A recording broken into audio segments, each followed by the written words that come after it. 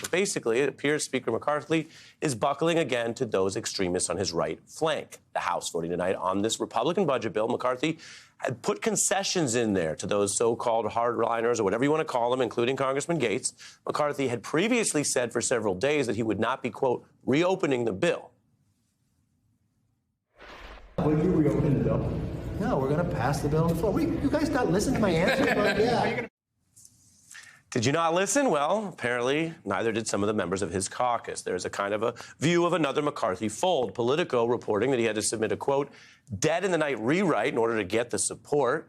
All of this stems from something that we have also been eyeing, which is what exactly is the arrangement of this Republican caucus? What is the deal with Gates and others?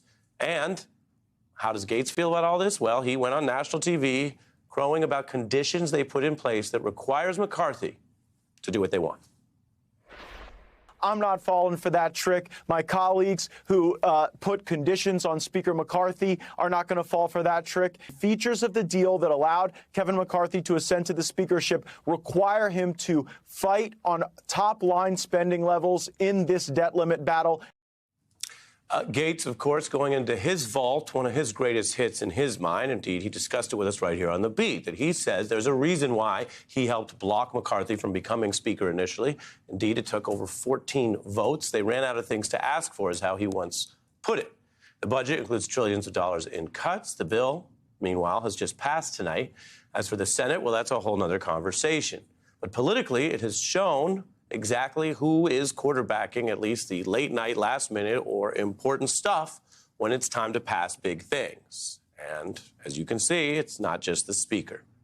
I want to bring in someone who can understand all of this and explain it to us. Jen Psaki, former White House press secretary, now host of MSNBC's Inside with Jen Psaki. Welcome back. Thank you. Welcome to Washington. Great to be here. It's Nerd Prom week here. I know, and that's not even why I'm here. I know. But we'll get to that. You know, You guys get to that this weekend. We love having you on anytime. I love being here. But especially on a night like this. Yeah, lots going on the Hill. Is it McCarthy, Gates, or what more do we need to understand? Well, first, this was the first real big test for McCarthy this week, is to get this bill passed. Now, he has done that, except what you just referenced in your opening there is to what end, right? And what deals did he have to strike to kind of get that done? Now, this bill that passed the House is never going to pass the Senate. It won't be what becomes the debt limit deal by any means.